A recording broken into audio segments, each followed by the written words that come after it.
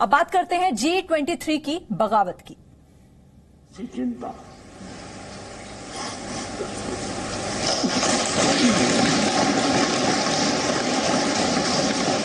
पद, सत्ता जीवन में आती रहती है, लेकिन उसे कैसे पचाना,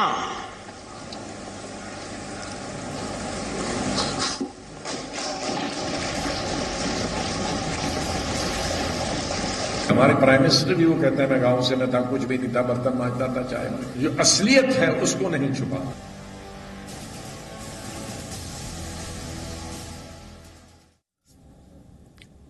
प्रधानमंत्री नरेंद्र मोदी पर कांग्रेस बढ़ गई है। एक तरफ कांग्रेस के सीनियर नेता गुलाम नबी आजाद पीएम मोदी की तारीफ कर रहे हैं, तो दूसरी तरफ कांग्रेस के कुछ नेता प्रधानमंत्री की बुराई करने में लगे हुए हैं।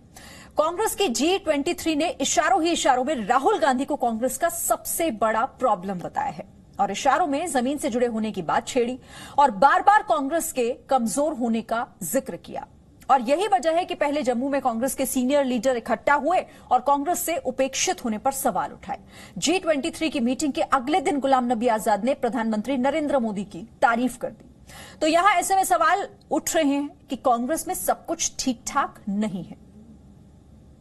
हमारे प्राइम मिनिस्टर भी वो कहते हैं मैं गांव से न था, कुछ भी नहीं था, बर्तन मांजता था, चाय में। सियासी तौर हम उससे उनके खिलाफ हैं, लेकिन कम से कम जो अपनी जो असलियत है उसको नहीं छुपा। आदमी को फख्र होना चाहिए। और इस पर ज्यादा बातचीत के लिए रुक कर लेते हैं। रवि त्रिपाठी हमारे साथ जुड़ गए। रवि त्रिपाठी, हालांकि ये कोई ऐसा पहला मौका नहीं है जब पार्टी के अंदर से ही इस तरह से बगावत के बोल मुखर हुए हों या ऐसी आवाजें उठी हों जिन्हें राहुल गांधी का नेतृत्व नापसंद हो, लेकिन फिर मौका एक बार ऐसा।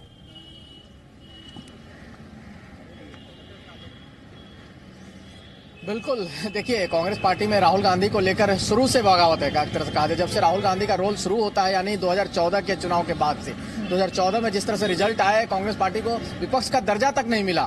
उसके बाद से तमाम सवाल खड़े होने शुरू हुए, लेकिन फिर भी कुछ कांग्रेस का एक धड़ा चाहता था कि राहुल गांधी को अध्यक्ष बनाया जाए। राहुल गांधी अध्यक्ष भी बने, लेकिन 2 साल के बाद फिर 2019 का चुनाव आता है और उसके नतीजे आप देखती हैं। उसके बाद फिर से उनको लेकर सवाल खड़े होने लगे। तो राहुल गांधी पर सवाल 2014 से लेकर अब तक लगातार खड़े हो रहे हैं और यहां तक सवाल खड़े होते हैं कि राहुल गांधी को किस राज्य के चुनाव प्रचार में बुलाया जाए या नहीं बुलाया जाए। आपको याद हो कि पंजाब के चुनाव में राहुल गांधी को कम से कम बुलाने की बात की गई थी और कम से कम बुलाया गया था। वही हाल बंगाल में। देखिए बंगाल में कल तीनों पार्टियों की रैली हुई यहाँ पर लेफ्ट का, जिसके गठबंधन के साथ, वहां राहुल गांधी नज़ार दिखे।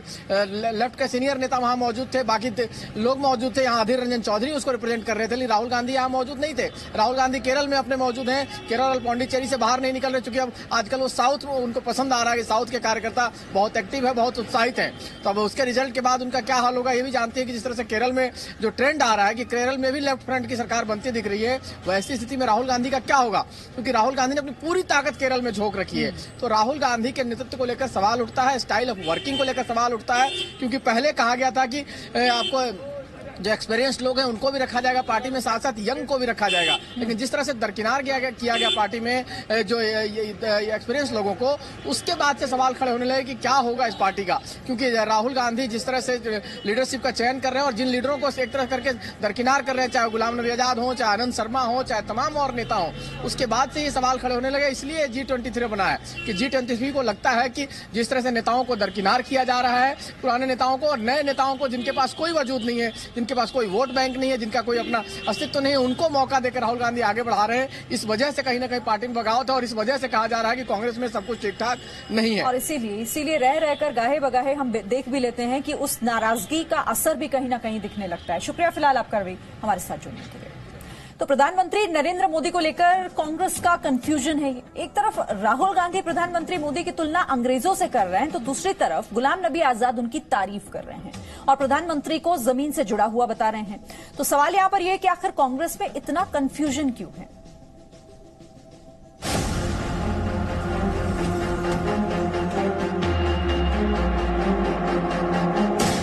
तमिलनाडु के चुनाव में सत्ता का प्रसाद पाने के लिए वायनाड से कांग्रेस सांसद राहुल गांधी चर्च और मंदिर की दौड़ लगा रहे हैं। शनिवार को राहुल गांधी तूतुकुड़ी के चर्च पहुंचे, प्रार्थना की।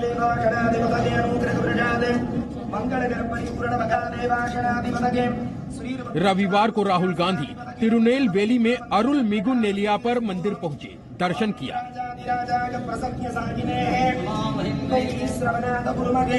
चुनाव प्रचार के दौरान राहुल गांधी ने ये संदेश देने की कोशिश की कि उनकी सोच सेकुलर है और वो सभी धर्मों का सम्मान करने वाले नेता हैं। लेकिन क्या राहुल गांधी का ये संदेश दिखावटी नहीं?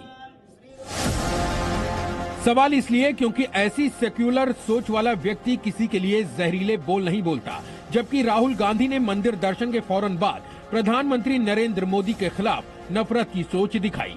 प्रधानमंत्री की तुलना अंग्रेजों से की। Who is Narendra Modi in comparison to the British Empire? Nobody. And the people of this country sent the British Empire back. Same way, we will send Narendra Modi back to Nagpur. Rahul Gandhi प्रधानमंत्री के लिए कायर और डरा हुआ जैसे dialogue पहले ही दे चुके हैं, लेकिन क्या राहुल गांधी कुछ नसीहत अपनी ही पार्टी के वरिष्ठ नेता गुलाम नबी आजाद से भी लेंगे, जिन्होंने प्रधानमंत्री नरेंद्र मोदी की तारीफ की, मोदी को सच्चा इंसान बताया। हमारे प्राइम मिनिस्टर भी वो कहते हैं मैं गांव से न था, कुछ भी नहीं था, बर्तन मांजता था, चाय में। सियासी तौर हम उससे उनके खिलाफ हैं, लेकिन कम से कम जो अपनी जो असलियत है उसको नहीं छुपा। राहुल के लिए आजाद पाठशाला के कोई मायने हैं या नहीं, ये तो नहीं मालूम, लेकिन पार्टी को चलाने का गांधी परिवार का तरीका शायद कांग्रेस के कई और नेताओं को भी अच्छा नहीं लगता। इसीलिए पार्टी के अंदर से बागी सुर सुनाई देने लगे हैं। हम इसकी चर्चा करेंगे। उससे पहले परिवारवाद को लेकर कांग्रेस पार्टी पर गृह मंत्री अमित शाह का ये हमला देखिए। कांग्रेस पार्टी वंशवाद और परिवारवाद के कारण केवल पुदुचेरी में नहीं, पूरे देश भर में बिखर रही है। वंशवाद और परिवारवाद के कारण ही पार्टी का नुकसान हो रहा है, ये बात कांग्रेस के कई नेता समझते हैं। इसलिए जम्मू में G23 के मंच से कई नेताओं ने पार्टी को आईना दिखाया। भारत को कांग्रेस की जरूरत है। ये हालत इसलिए भी बने हैं कि पिछले एक दशक में कांग्रेस कमजोर हुई है। सच्चाई तो ये है कि कांग्रेस पार्टी हमें कमजोर होती दिख रही है और इसलिए हम यहां इकट्ठा हुए हैं और पहले भी इकट्ठा हुए थे। हम इकट्ठा होकर इसको ये सच है कि आज की कांग्रेस पार्टी के लिए समर्पित कार्यकर्ता और संगठन का उतना महत्व नहीं जितना गांधी परिवार का है। कार्यकर्ता और नेता जितनी भी मेहनत क्यों न कर ले, अध्यक्ष गांधी परिवार से ही होता है। कोई दूसरा आगे बढ़ने की कोशिश करता है तो किनारे कर दिया जाता है। इतिहास देखेंगे तो ये बात और समझ में आएगी। 1885 से अब तक परिवार के 6 अध्यक्ष, 1947 से 36 साल तक गांधी परिवार के अध्यक्ष, 1991 से 1998 तक अध्यक्ष परिवार से नहीं, राजीव गांधी की हत्या के बाद परिवार में नेता नहीं, 1998 से अब तक सिर्फ गांधी परिवार से अध्यक्ष। कांग्रेस पार्टी गांधी परिवार की पूजा, चरण वंदना का खामियाजा भुगत रही है। पार्टी पहले कहां तक सिमटी थी, ये बात जाने भी दे तो अपनी ही करनी से।